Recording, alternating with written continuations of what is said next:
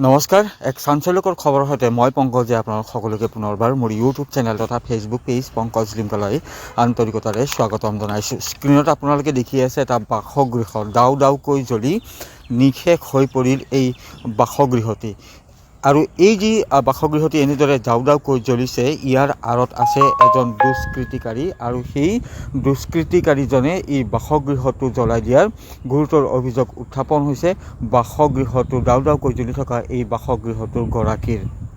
ঘটনাটি সংঘটিত হৈছে গোৱালপাৰা জিলাৰ শিমলুতলা আৰক্ষী থানাৰ অন্তৰ্গত কানকাটা শান্তিপুৰ গাঁৱত। পুনৰবাৰ জনাইছোঁ, গোৱালপাৰা জিলাৰ শিমলুতলা আৰক্ষী থানাৰ অন্তৰ্গত কানকাটা শান্তিপুৰ গাঁও। তেনেদৰে এটা বাসগৃহ নিশা ডাউ ডাউকৈ জ্বলি উঠিছে আৰু ইয়াৰ আঁৰতে হৈছে গাঁওখনৰে এজন যুৱক। এই গুৰুতৰ অভিযোগ উত্থাপন কৰিছে এই ডাউ ডাউকৈ জ্বলি থকা বাসগৃহটোৰ যি গৰাকী গহুৰ বাচ্চা, সেই গহুৰ বাচ্চাৰ পৰিয়ালৰ লোকে এই বাসগৃহটো গাঁওখনৰে এজন যুৱকে ব্যক্তিগত শত্ৰুতাৰ বাবে জ্বলাই দি নিশেষ কৰাৰ অভিযোগ উত্থাপন হৈছে। আৰু গহুৰ বাচ্চা নামৰ যিজন লোক আছে, সেই লোকজন আচলতে কৰ্মসূত্ৰে মেঘালয়ত থাকে আৰু গহুৰ বাচ্চাৰ যিগৰাকী পত্নী, সেই পত্নী নিজৰ সন্তানৰ সৈতে দিনৰ দিনটো ঘৰতে থাকে, কিন্তু নিশা হ'লে তেওঁৰ যি শাহুৱাই, সেই শাহুৱাইৰ বাসগৃহত নিশাটো কটাবলৈ যায়। আৰু তেনেদৰে যোৱাকালিও গৈছিল আৰু সেই সময়তে নিশাৰ ভাগত প্ৰায় গভীৰ নিশা 3মান বজাত সেই যুৱকজনে পেট্ৰল ঢালি, ঘৰৰ চাৰিওদিশে পেট্ৰল ঢালি ঘৰটোৰ জুই লগাই দিয়া বুলি অভিযোগ উত্থাপন হৈছে। ইতিমধ্যে যিজন যুৱকৰ বিৰুদ্ধে এই বাসগৃহটো জ্বলাই দিয়াৰ অভিযোগ উত্থাপন কৰিছে তেওঁলোকে বা সন্দেহ কৰিছে, সেই যুৱকজনৰ বিৰুদ্ধে শিমলুতলা আৰক্ষী থানাত ইতিমধ্যে আজি এজাহাৰ দাখিলৰ বাবে জগৰ চলাইছে পৰিয়ালৰ লোকে। এটা খুব ভয়ংকৰ ঘটনা, এটা মৰ্মান্তিক ঘটনা। আৰু এনেদৰে এটা বাসগৃহ সম্পূৰ্ণৰূপে জ্বলি ভস্মীভূত হ'ল। বাসগৃহৰ ভিতৰত থকা যিসমূহ আচবাব আছিল, আলমাৰি আছিল, তেওঁলোকৰ সন্তানৰ স্কুলৰ যি কিতাপ পত্ৰ আছিল, সেইসমূহ জ্বলি সম্পূৰ্ণৰূপে ছাইত পৰিণত হয়। স্ক্ৰীণত আপোনালোকে দেখি আছে, ধান মজুত কৰি থোৱা আছিল, সেই ধানসমূহো বিনষ্ট হৈ পৰিছে। আৰু এনেদৰে এতিয়া দিক বিদিক হেৰুৱাই পেলাইছে পৰিয়ালৰ লোকে। নমস্কাৰ, মই পংকজে আপোনাক সকলোকে পুনৰবাৰ মোৰ ইউটিউব চেনেল তথা ফেচবুক পেজ পংকজ লিমকালৈ আন্তৰিকতাৰে স্বাগতম জনাই লৈ আনিছোঁ এই মুহূৰ্তত উপহাৰ কুপন খেলৰ খবৰ।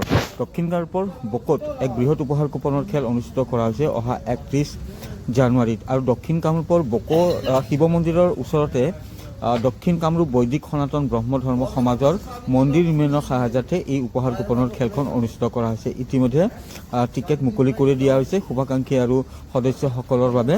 তো আপোনালোকে যদি এই খেলখনৰ টিকেট ল'ব বিচাৰে তেন্তে স্ক্ৰীণত নাম্বাৰটো দিয়া আছে, তাত আপোনালোকে হোৱাটছএপত মোক মেছেজ দি দিব, কেইখন টিকেট লাগে সেই কথাটো উল্লেখ কৰি দিলেই আপোনালোকে টিকেট ল'ব পাৰিব মোৰ পৰা। আল্ট্ৰাবাছ থকা এই বৃহৎ উপহাৰ কুপনৰ খেলখনৰ টিকেটৰ মূল্য মাত্ৰ 100 টকা। আৰু 100 টকাৰ বিনিময়তে হয়তো আপোনালোকে কোনোবাই লাভ কৰি যাব পাৰে আল্ট্ৰাবাছ, থাৰ আদি বাহনসমূহ। তো স্ক্ৰীণত আপোনালোকে দেখি আছে টিকেট মুকলি দৃশ্যাংশ। আৰু সৰ্বমুঠ যি প্ৰাইজ খেলখনত সেয়া হৈছে 19টাকৈ পুৰস্কাৰ ৰখা হৈছে খেলখনত। 13টা পুৰস্কাৰ ৰখা হৈছে কুপনৰ খেলত আৰু 6টাকৈ পুৰস্কাৰ ৰখা হৈছে বুকৰ খেলত। তো টিকেট মুকলিৰ যি দৃশ্যাংশ সেয়া আপোনালোকে স্ক্ৰীণত দেখি আছে। টিকেটৰ মূল্য মাত্ৰ 100 টকা। আৰু অহা 31 জানুৱাৰীত অনুষ্ঠিত হ'বলৈ গৈ আছে খেলখন, মাজত মাত্ৰ কেইটামান দিন বাকী আছে। তো খেলখনৰ টিকেট যদি আপোনালোকে মোৰ পৰা ল'ব বিচাৰে, স্ক্ৰীণত নাম্বাৰটো দিছোঁ, তাত আপোনালোকে হোৱাটছএপত মোক মেছেজ দি দিব। আৰু টিকেট নিশ্চিন্ত মনে ল'ব পাৰে, তেওঁলোকৰ খেলখন অনুষ্ঠিত কৰাৰ বাবে তেওঁলোকৰ যি অনুমতি সেয়া তেওঁলোকে লাভ কৰিছে। তো সুন্দৰভাৱে নিশ্চিন্ত মনে আপোনালোকে খেলখন ল'ব পাৰে। আৰু বৈদিক ব্ৰহ্ম ধৰ্ম সমাজৰ যিগৰাকী সভাপতি, তেওঁৰ যি মন্তব্য এই সম্পৰ্কত, সেই মন্তব্য আছে আপোনালোকে শুনিব পাৰিব। কিন্তু তাৰ পূৰ্বে জনাই লৈছোঁ যে বকোত এই বৃহৎ উপহাৰ কুপনৰ খেলখন অনুষ্ঠিত কৰা হৈছে। আৰু খেলখন মই লাইভ আপোনালোকক দেখুৱাম, মই তাত নিজে উপস্থিত হ'ম, যিহেতু আমাৰ ওচৰৰে খেল হয়, তাত উপস্থিত হয় আপোনালোকক খেলখনৰ লাইভ A to Z মই দেখুৱাম। তো নিশ্চিন্ত মানে আপোনালোকে টিকেট ল'ব পাৰিব। আৰু সময় যিহেতু বেছি দিন নাই, 31 জানুৱাৰীত অনুষ্ঠিত হ'বলৈ গৈ আছে খেলখন। আৰু টিকেটৰ যি মূল্য সেয়া হৈছে মাত্ৰ 100 টকা।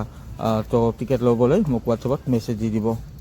খেলখন দক্ষিণ কামৰূপ বৈদিক সনাতন ব্ৰহ্ম ধৰ্ম সমাজৰ মন্দিৰ নিৰ্মাণৰ কাৰণে পতা হৈছে। আৰু খেল পৰিচালনা সমিতি এখন বেলেগ আৰু মন্দিৰ পৰিচালনা সমিতি বেলেগ আৰু দুটা সমিতি আছে আপুনি মন্দিৰ পৰিচালনা মই সমিতিৰ হৈছোঁ মানে মন্দিৰ পৰিচালনা সমিতিৰ সভাপতি হয় নামটো কৈ দিয়ক শ্ৰী বসন্ত কুমাৰ ৰাভা হয় তাৰপিছত খেলখনৰ স্থান হ'ল বকো গান্ধী মৈদান বকো তাতে হ'ব কিমান তাৰিখে হ'ব 31 জানুৱাৰী 2026 31 তাৰিখে হ'ব তাৰপিছত ইয়াতে মানে কুপনৰ প্ৰাইচ আছে 19টা নহয়নে 13টা